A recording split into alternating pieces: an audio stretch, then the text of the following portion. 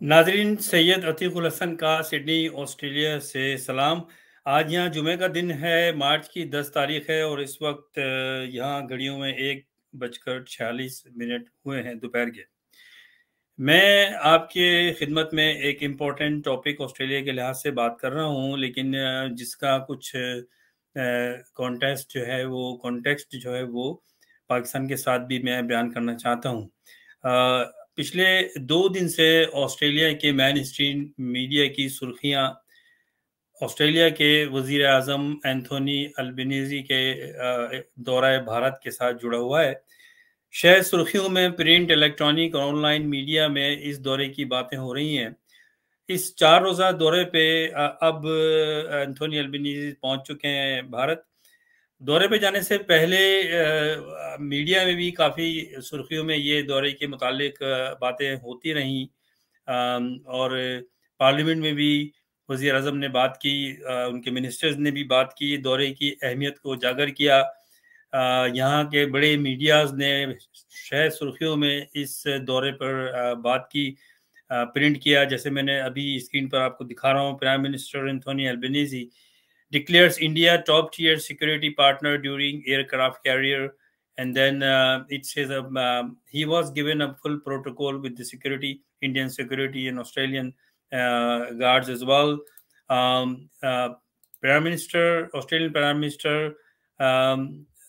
will be visiting to the important places for India, their national leaders. He will visit to the memorial of Gandhi, and he also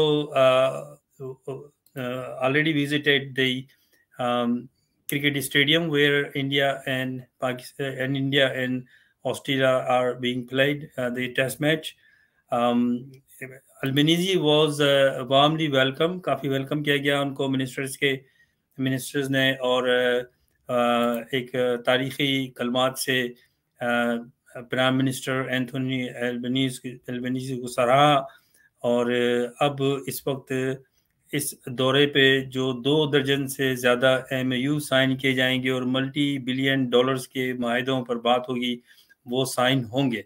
ये एक तारीखी दौरा है और इसमें बहुत सारे सेक्टर्स में ऑस्ट्रेलिया और इंडिया बात करेगा, साइन करेगा और उस पर अमल दरामद होगा।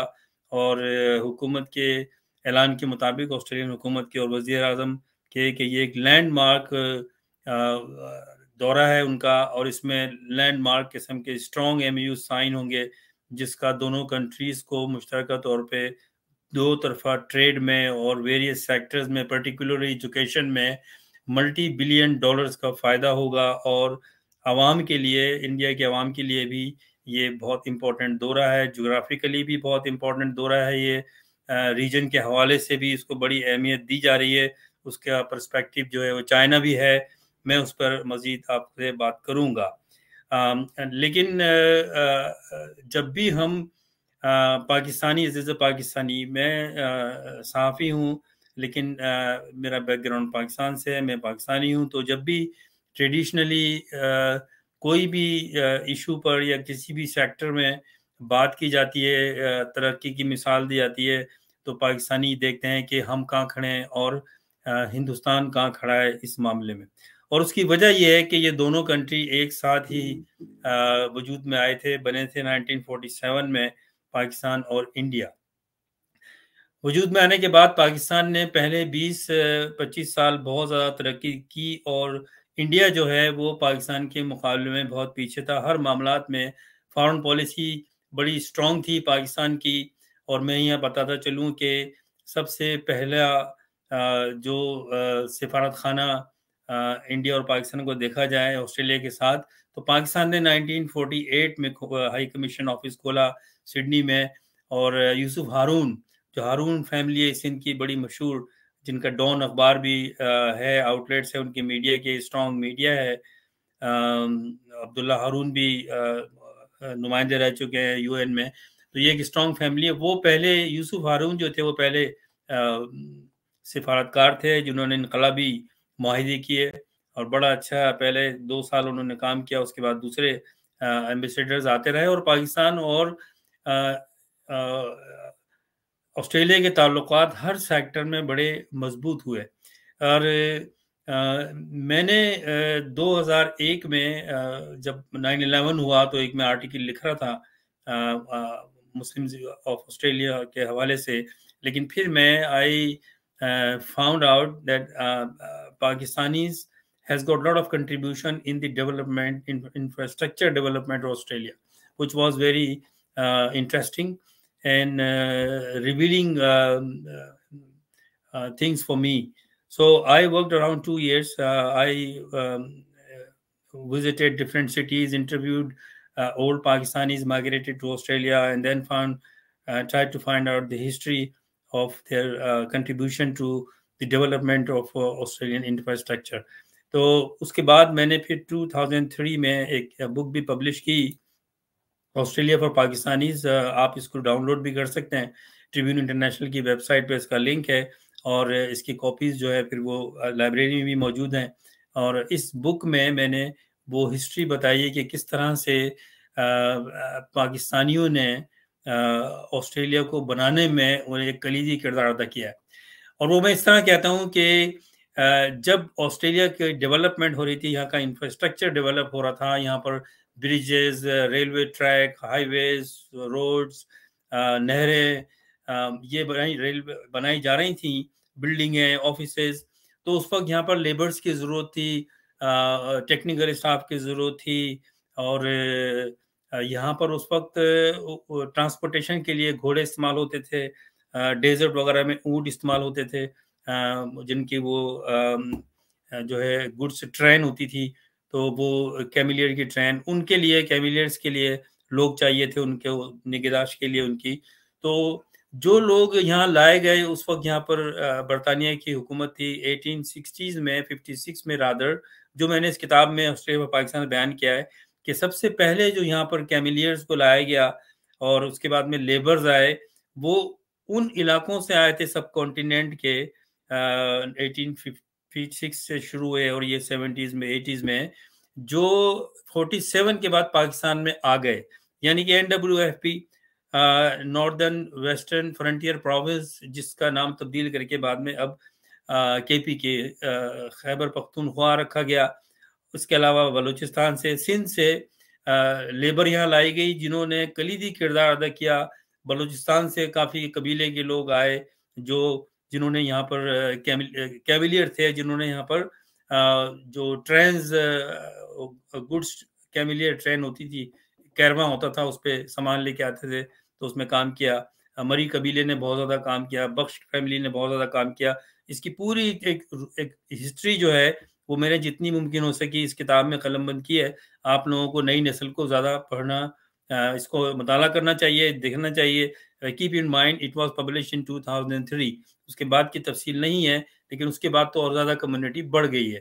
تو پہلے 20-25 سال بڑا زبردست کام ہوا, نہ صرف آسٹریلیا بلکہ دوسرے ممالک کے ساتھ بھی بڑی اچھی رپوٹیشن کی پاکستان کی, معاہدے کیے پاکستان نے, ہر شعبے میں ترقی ہو رہی تھی. لیکن پھر آہستہ آہستہ یہ ٹریک سے ہٹ گئے, اور اس کی وجہ یہ تھی کہ جو طبقہ, حکمران طبقہ تھا, انہوں نے پھر اپنی ذات کے لیے اپنے ذاتی مفادات کو ترجیح دی, اور نیشنل اور کنٹری کے مفادات پر اور عوامی مفادات پر. اور ہر ایریے میں ایسا ہوا, فورن افیئرز میں ایسا ہوا, بیوروکریٹس نے ایسا کیا, ایڈمنسٹریشن میں, اور پھر فوجیوں نے, جرنیلوں نے ایسا ہی کیا. سب نے اس ملک میں اپنے مفادات کو ترجیح دی, ملک کو پیچھے رکھا, اور آہستہ آہستہ ہم پیچھے ہوتے گئے اور دوسری قومیں آگے بڑھتی گئیں. ہندوستان اس وقت کے تعلقات آسٹریلیا سے اتنے زیادہ مضبوط نہیں تھے جتنے پاکستان کے تھے. جیسے میں نے ابھی بتایا کہ پاکستان نے ہائی کمیشن آفس کھولا سڈنی میں, اور اس کے بعد 48 میں اور 49 میں آسٹریلیا نے کراچی میں ہائی کمیشن آفس کھولا. اس کے بعد میں 1951 میں کولمبو پلان کے تحت, جس میں اور بھی کنٹریز تھے, ہندوستان بھی تھا, کینیڈا تھا, اس پلان کے تحت یہاں پر پاکستان سے کافی اسٹوڈنٹس آئے, اور 60s میں, اور کچھ PhD کرنے کے لیے آئے, کچھ ماسٹرز کے لیے یونیورسٹیز وغیرہ میں, اور بڑی اچھی رپوٹیشن تھی, بہت رسپیکٹ سے دیکھا جاتا تھا پاکستانیوں کو. 70s میں پھر یہاں پر لیکچرز کو لایا گیا پاکستان سے پڑھانے کے لیے، پروفیسرز کو لایا گیا، اور یونیورسٹیز میں چاہیے تھے یہاں پر ٹیچرز، پروفیسرز، ٹیکنیکل ٹیچرز، یہ سارے پاکستان سے لائے گئے، لیکن انڈیا سے اس وقت رابطے نہیں تھے اتنے زیادہ آسٹریلیا کے، اور پاکستان کا ایک مقام تھا اس وقت۔ اس کے بعد میں 1970s میں یہاں پر پی آئی اے نے اپنا آفس کھولا، اور کمانڈر کنی کے نام سے مشہور تھے، وہ یہاں کے پہلے جو ہے مینیجر تھے پی آئی اے کے۔ پی آئی اے نے اپنی سروس شروع کی، اور بہت ساری ایئر لائنز جو ہے وہ سڈنی سے فلائی کرتی تھیں via Asia, Bangkok, Thailand, Indonesia, Malaysia, Pakistan, اور بہت ہی پاپولر سا یہ روٹ تھا، اور پی آئی اے کا آفس بہت اچھا کام کر رہا تھا، پروفٹ میں جا رہا تھا۔ اس طرح سے یہاں حبیب بینک قائم ہوا 70s کے لیٹ 70s میں، اور بڑا اچھا انہوں نے کام کیا۔ اس کے بعد میں وہ بھی بند ہو گیا، اور اس کو جو لوگ وہاں کام کر رہے تھے انہوں نے اس کو خرید کے وہ بند کر دیا وہ۔ اچھا، وہ ایک الگ اسٹوری ہے، اور میں نے اپنی کتاب میں یہ ساری تفصیلات لکھی ہیں، تو میں زیادہ بات نہیں کروں گا، اور کیونکہ یہ ویلاگ بھی بہت لمبا ہو جائے گا، اور لمبا لوگ پسند نہیں کرتے۔ لیکن بہرحال اس کے بعد آپ دیکھیں کہ آہستہ آہستہ یہ ہوا کہ ہم ایک اوپر تھے انڈیا کے، ہندوستان کے، آسٹریلیا کے ساتھ پاکستان کا ڈیفنس کا معاہدہ تھا۔ یہاں بری، بحری اور نیوی کے آفیسرز ٹریننگ کرنے آتے تھے یہاں پر آسٹریلیا، اور آسٹریلین جو ٹیکنیکل اسٹاف تھا وہ پاکستان جاتا تھا، اور بڑی اچھی ٹریڈ میں بڑی اچھا کام دونوں کنٹریز کے درمیان، بہت اچھی ٹریڈ تھی، ملٹی ملین ڈالر کی ٹریڈ ہوتی تھی مختلف سیکٹرز میں، اور وہ آہستہ آہستہ وہ بھی کم ہو گئی۔ اور دوسری جانب یہ ہوا کہ انڈیا جو ہے وہ تعلقات قائم کرتا رہا آسٹریلیا سے، اور آج جو ہے صورتحال یہ ہے کہ آج پاکستان از ایٹ نو ویئر، اس کا کوئی مقام نہیں ہے۔ اگر دونوں ملکوں کے درمیان تعلقات کو دیکھیں، اور جبکہ انڈیا جو ہے اس وقت وہ اسٹرانگ الائے ہے آسٹریلیا کا، اور آسٹریلیا، انڈیا، بھارت، امریکہ، برطانیہ، یہ 4 کنٹریز نے دفاعی معاہدے کیے ہیں ایز اے گروپ الائے اس ریجن میں، بیسیکلی چائنا کی طاقت کے سامنے مد مقابل آنے کے، اور چائنا کو یہاں پیر جمانے سے روکنے کے لیے یہ ایک معاہدہ ہوا، جس میں بھارت کو کلیدی کردار دیا گیا ہے۔ اور آہستہ آہستہ جو مقام آسٹریلیا کا چائنا کے ساتھ تھا، دو طرفہ ٹریڈ تھی، اور چائنا ایک زبردست اسٹرانگ فرینڈ تھا آسٹریلیا کا، وہ جگہ اب آسٹریلیا فورن پالیسی کے تحت جو ہے وہ انڈیا کو دے رہا ہے، اور اس میں ظاہر ہے کہ امریکہ کی بھی بیکنگ ہے، برطانیہ کی بھی ہے، اور نیوزی لینڈ تو بھی ساتھ میں، وہ چھوٹا ملک ہے، وہ بھی آسٹریلیا کی پالیسی کو فالو کرتا ہے، اور اس کے علاوہ پھر کینیڈا بھی ہے۔ تو یہ ساری جو ڈیولپمنٹ ہوئی، اور پاکستان دوسری طرف نظر نہیں آتا کہ ہم نے بھی اس طرف سوچا ہو۔ ہندوستان نے بہت زیادہ کام کیا ٹورزم میں، اور یہاں ایک سیپریٹ ٹورزم آفس ہے انڈیا کا، اور یہاں سے کافی آسٹریلین جو ہیں وہ انڈیا جاتے ہیں ٹورسٹ گھومنے کے لیے، جس سے ملینز آف ڈالرز کی اینولی انڈیا پیسے کماتا ہے، اور ہونا تو پاکستان کے ساتھ چاہیے تھا، کیونکہ پاکستان کے پاس جو نیچرل بیوٹی ہے اور یونیک سینز ہیں، یونیک جگہیں ہیں، ٹورسٹ کے لیے اٹریکشن ہے، وہ ہندوستان میں نہیں ہے۔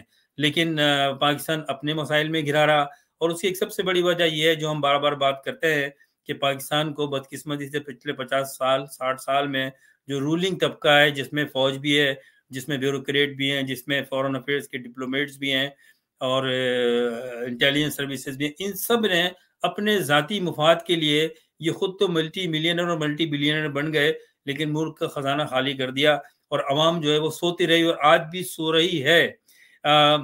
جو لوگ بات کرتے رہے کہ پاکستان کو ڈیولپمنٹ پہ غور کرنا چاہیے، اکنامی بنانی چاہیے، اکنامک، ان کو سائڈ سے دیوار سے لگا دیا گیا، اور اب پاکستان کا حال آپ کو پتہ ہے۔ آج کا یہ ٹاپک نہیں ہے، لیکن ہم اس پہ بات کرتے رہتے ہیں پاکستان کے جو حالات ہیں اس پر۔ اور میں ابھی پرسوں رات کو میں ایک فنکشن میں گیا, بنگلہ دیشی کمیونٹی کی طرف سے آرگنائز کیا تھا. اس میں انڈینز کچھ کمیونٹی لیڈرز بھی تھے, کچھ مڈل ایسٹ کے جو کمیونٹیز ہیں ان کے بھی تھے. اور جس ٹیبل پہ میں بیٹھا تھا وہاں یہ سب سے پہلے 2-3 نے مجھ سے ایک ساتھ یہ سوال کیا کہ پاکستان میں کیا ہو رہا ہے, کیا ہو گیا پاکستان کو. دے ور شاکڈ کہ پاکستان تو بڑا طاقتور ملک ہے, نیوکلیر ملک ہے, ہم تو وہاں سمجھتے ہیں پاکستان میں بہت اچھا تھا, لیکن وہ تو ڈیفالٹ ہو گیا, وہاں تو قرضہ نہیں دے رہا کوئی ملک, کیا وجہ ہے. تو اوبیسلی نہ چاہتے ہوئے بھی, اور it's a shame for me I had to say کہ پاکستان جو ہے in the hands of looters, corrupt people, نااہل لوگ, ذاتی مفاد کا ٹولہ اس کو بٹھایا گیا ہے. اس میں ایک مافیا بن گیا ہے. اس میں پاکستان کی جو جرنیل ہیں وہ, اس میں جو پاکستان کی سیکرٹ سروسز ہیں وہ, جو بیوروکریٹس ہیں, جو فورن آفس ہیں, سب مل کے پاکستان کو لوٹ رہے ہیں اور پاکستان کا خزانہ خالی ہو گیا اور قرضے واپس دینے کی سکت نہیں ہے. تو اب مزید پاکستان کے جو دوست ممالک سمجھے جاتے تھے, چائنا, سعودی عرب, مڈل ایسٹ, انہوں نے بھی پاکستان کو قرضہ دینے سے انکار کر دیا ہے. اور وہ کہہ رہے ہیں کہ اگر IMF دیتی ہے کیونکہ ہمیں ضمانت چاہیے تو ہم آپ کو پیسے ادھار دے سکتے ہیں. لیکن مسئلہ یہ ہے کہ پیسے ادھار اگر دے بھی دیں گے تو پہلے واپس کیسے لوٹائیں گے, کیونکہ بلینز آف ڈالرز کا پاکستان اس وقت مقروض ہے اور اس کی قسطیں دینے کے لیے پیسہ نہیں ہے. یہ اس حال پہ کیسے پہنچا پاکستان؟ اس میں سب پاکستان کو لوٹنے والے نے کنٹریبیوٹ کیا ہے. کسی بھی ملک کی جو معیشت ہوتی ہے اس کا دارومدار ہوتا ہے ایکسپورٹ پر. ایکسپورٹ جو ہوتی ہے وہ کیسے بنتی ہے؟ اس میں جو فورن آفیسز ہیں, جو پاکستان کی ایمبیسیز ہیں, پاکستان کی ٹریڈ کونسل آفیسز ہیں بیرون ملک, وہ کلیدی کردار ادا کرتی ہیں, میجر رول پلے کرتی ہیں. پاکستان کے جو انڈسٹری ہے, پاکستان کی جو مینوفیکچرنگ ہے, پاکستان کی جو ٹریڈ ہے, اس کو انٹروڈیوس کرانے میں اور نئے سے نئے معاہدوں پر سائن کرانے میں وہاں کے ڈپلومیٹک جو آفیسز ہوتے ہیں, ہائی کمشنر ہو گئے, کونسل جنرل ہو گیا, ٹریڈ کونسل ہو گیا, یہ کلیدی کردار ادا کرتے ہیں. یہی ان کا کام ہے اور یہ ان کی جاب ہے. ان کو گورنمنٹ کے خزانے سے, یعنی کہ پبلک اکاؤنٹ سے, پبلکس کے پیسوں سے ان کو تنخواہیں ملتی ہیں, ان کو مراد ملتی ہیں, عیاشی کرتے ہیں. اپنے حساب سے انہوں نے اپنی مراد خود بنائی بھی ہیں. ڈرائیور, کوک وہ ساتھ میں آتے ہیں, ان کے گاڑی ان کو ملتی ہے. ڈرائیور پاکستان کی طرح جیسے ایک وہ کنگڈم سے ہی آ رہے ہیں, وہ یہاں جو ہے اس طریقے سے یہ لوگ رہتے ہیں لیوش لائف میں. میں پرسوں اور جاتا رہتا ہوں میں ڈفرینٹ فنکشنز میں, جو ملٹی کلچرل منسٹر ہے وہ اپنی ڈرائیو کر کے آیا تھا اور ہمارے ساتھ عام طور پہ بیٹھا ہوا تھا. کوئی اس کے پیچھے لوگ نہیں گھوم رہے تھے, کوئی فوٹوگرافک سیشن نہیں ہو رہا تھا. لیکن یہاں پر یہ دیکھا گیا ہے, میری 34 سال ہو گئے ہیں آسٹریلیا میں رہتے ہوئے, اور میں نے ہمیشہ کوشش کی ہے, ظاہر ہے ہم نے ایک دن جانا ہے, سب کچھ یہیں چھوڑ کے اللہ کو جا کے جواب دینا ہے. میں نے ایمانداری سے اپنے پروفیشن میں پاکستان کی محبت رکھتے ہوئے وہ بات کی ہے جو پاکستان کے عوام کے لیے مفاد میں ہو, پاکستان کے مفاد میں ہو. اور جب وہ باتیں کی جاتی ہیں تو ڈپلومیٹس کو اچھی نہیں لگتی. میں ان نیسیسری کسی کو پلیز نہیں کرتا, کوئی میرا فوٹو کھنچوانے کا کسی کے ساتھ کوئی پروگرام نہیں ہوتا, نہ میرا کوئی مقصد ہے. عزت زینت اللہ تعالیٰ دیتا ہے, لیکن جیسا پاکستان میں ماحول ہے, ایک چودھرانہ کلچر ہے, ٹرائبل کلچر ہے, ایک چودھری صاحب ہیں اس کے پیچھے کچھ چمچے لگے ہوتے ہیں, وہی ماحول یہاں پر ہے. 100 کال 2 نمبر کے لوگ یہاں پر جو ہے وہ high commissioner council diplomatic office کے ساتھ میں لگے رہتے ہیں, اور بس وہ کیا ہوتا ہے سال میں دو فنکشن ہو جاتے ہیں, ایک 23 مارچ کو, ایک 14 اگست کو, اور اس میں ڈنر ہو جاتے ہیں. اور جو آرگنائز کرتے ہیں وہ سو کالڈ کمیونٹی آرگنائزیشن کے صدر اور جنرل سیکرٹری اور لیڈر بنے ہوئے ہیں, اور وہ بھی ہائی کمشنر سے کم نہیں سمجھتے اپنے آپ کو, فوٹو کھنچواتے ہیں پھر کمیونٹی کے پیپرز میں دیتے ہیں اور سمجھتے ہیں بس وہ لیڈر بن گئے. وہی ماحول ہے جو پاکستان میں اسلام آباد میں ہے کہ چمچا گیری کرو, پلیز کرو, کیونکہ بیسیکلی نااہل لوگ جو ہوتے ہیں وہ یہی کرتے ہیں, جن میں ایگو ہوتی ہے, ایروگنٹ ہوتے ہیں یا خودداری ہوتی ہے, جن میں قابلیت ہوتی ہے, وہ کسی کی پلیز نہیں کرتے. تو یہ ان کا حال ہے. میں نے اس پہ اپنی زندگی میں بہت دفعہ یہ باتیں لکھی ہیں, ان کی باتیں بتائی ہیں, لیکن اس کا انجام کیا ہوا کہ ایک لابی بنائی گئی میرے خلاف, اور جس میں پھر انہوں نے بھی ان کا ساتھ دیا, ڈپلومیٹس میں بھی. اور اب میں ان سے رابطے میں نہیں رہتا کیونکہ کوئی فائدہ نہیں ہے, اور یہ ان کی اپنی مستیوں میں مست ہیں. اور یہی حال دوسرے ممالک میں بھی ڈپلومیٹس کا ہے, یہ کوئی کام نہیں کرتے. اس کی وجہ یہ ہے کہ جو اپوائنٹمنٹس ہوتے ہیں ان کے, جس پہ یہ آتے ہیں وہ بھی سارے پولیٹیسائز ہیں. نئی حکومت آتی ہے, چاہے فوجی ہو یا سیاسی ہو, تو اس کے ہی جو فیوریبل لوگ ہوتے ہیں وہ یہاں پر ڈپلومیٹ بن جاتے ہیں, ہائی کمیشن بن جاتے ہیں, ٹریڈ کمیشن بن جاتے ہیں, اور پھر وہ اپنے فیوریبل لوگوں کو فیور کرتے ہیں. تو یہ مسئلے مسائل ہیں, ان سے باہر ہی نہیں نکلے ہمارا فارن آفس. آپ تازہ مثال لے لیجئے, ہمارے ملک کا وزیر اعظم جو ہے وہ کون ہے؟ بلاول زرداری ہے. کوئی 36-37 سال کا لڑکا ہے, اس کا کیا کوئی ایکسپیرینس ہے سیاست میں؟ فورن افیئرس کو تو چھوڑ دیں. فورن افیئرس کی پوزیشن بہت ہی انتہائی امپورٹنٹ ہوتی ہے, اس میں کوالیفائڈ آفیسر چاہیے ہوتا ہے جس کو انٹرنیشنل ریلیشنز کا ایکسپیرینس ہو, کوالیفائڈ ہو. اور ایک طرف وہ ہے, میں زیادہ بات نہیں کرتا, اس کی پرسنل کریکٹر کیا ہے اور کیسا کام کرتا ہے, کہاں رہتا ہے, وہ کس دورے پہ جاتا ہے. آپ ہندوستان کو لے لیں, ان کا اس وقت جو سیکرٹری فارن افیئرز ہے وہ پہلے ڈپلومیٹ رہا ہے کافی سال. اس کا باپ بھی بیوروکریٹ تھا, اس کا بھائی بھی ڈپلومیٹ تھا. اور جب آپ بات کرتے ہیں تو ان کو پاس پوری انفارمیشن ہوتی ہے ان کے ملک کی, اور اپنے ملک کی بات کرتے ہیں.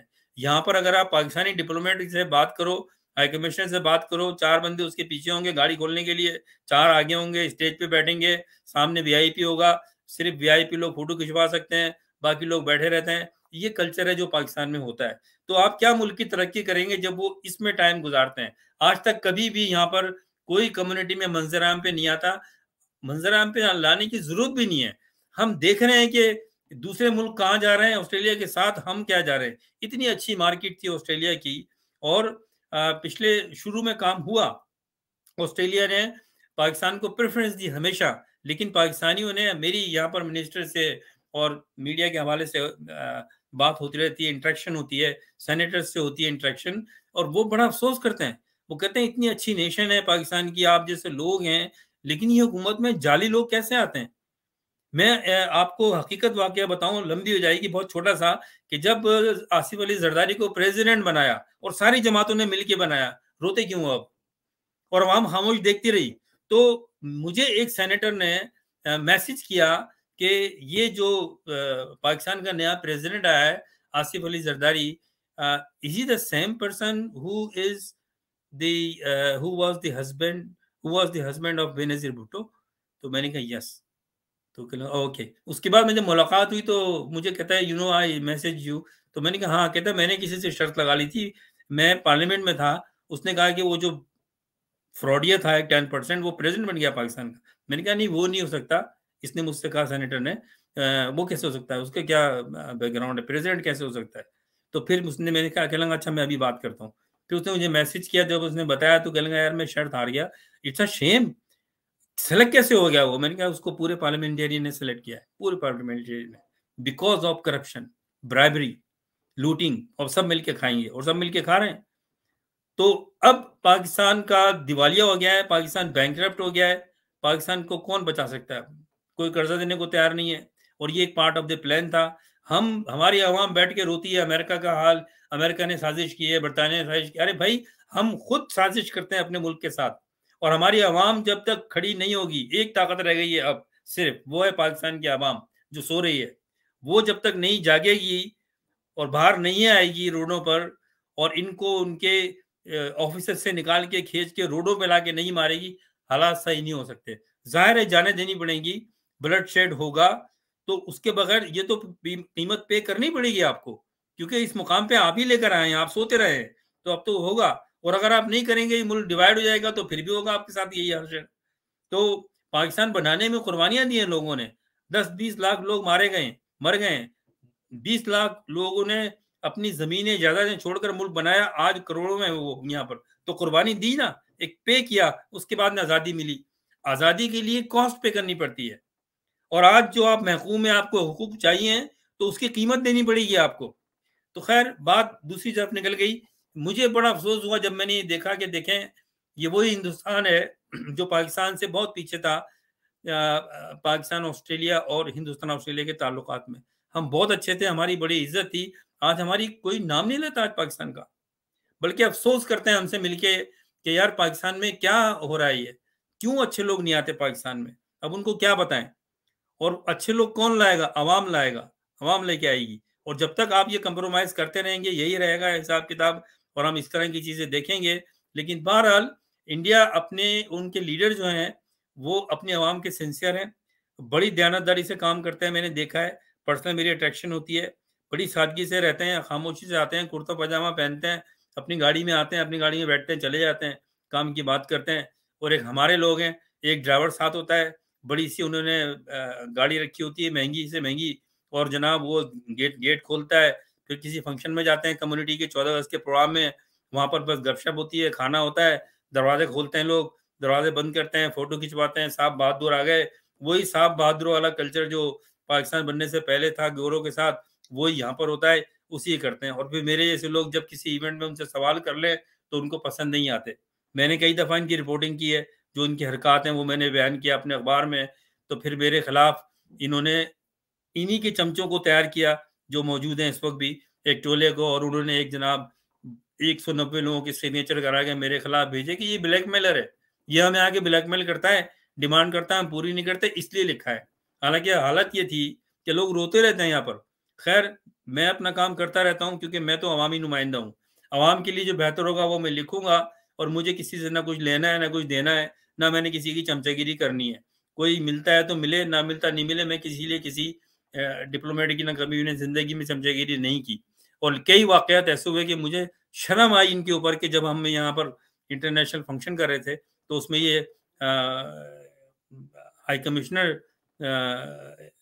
صاحبہ کی ایک صاحب خاتون تھیں، ان کی فرمائش تھی کہ ان کو چیف گیسٹ بنایا جائے ورنہ وہ نہیں آئیں گی. تو میں نے کہا نہ آئیں، 6-7 کنٹری کے اور بھی آ رہے ہیں.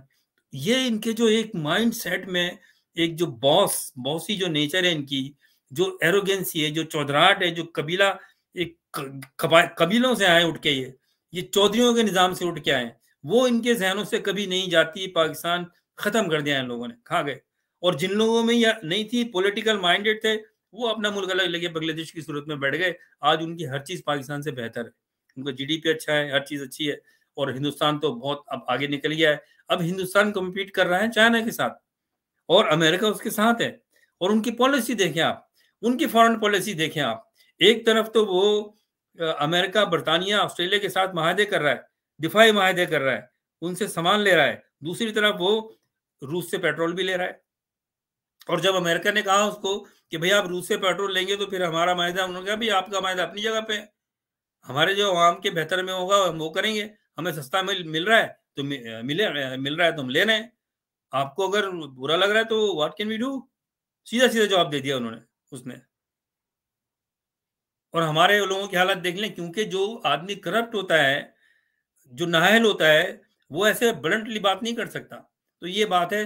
تو پھر انشاءاللہ آپ سے بات ہوگی. اور آپ لوگ جو ہے، میں چاہتا ہوں کہ جو ہماری نئی نسل ہے، نوجوان ہیں، وہ پاکستان کی تاریخ کو دیکھیں کہ ہم کہاں تھے اور کہاں آ گئے ہیں. اور اب پاکستان کی عوام کو کھڑا ہونا چاہیے before it gets too late. Late تو ہو ہی گیا ہے، لیکن کچھ دنوں کی بات ہے. اگر لوگ روڈوں پہ نہیں نکلے اور انہوں نے پاکستان کو آزاد کرانے کے لیے ان لوگوں سے، ایک تو ہم نے پاکستان آزادی فزیکلی کی 47 میں، لاکھوں لوگوں کا جو نذرانہ دیا، اب پھر دینا پڑے گا، ورنہ اس کے علاوہ کوئی حل ہے نہیں. پھر انشاءاللہ بات ہوگی. دعاؤں میں یاد رکھیے گا. اللہ حافظ.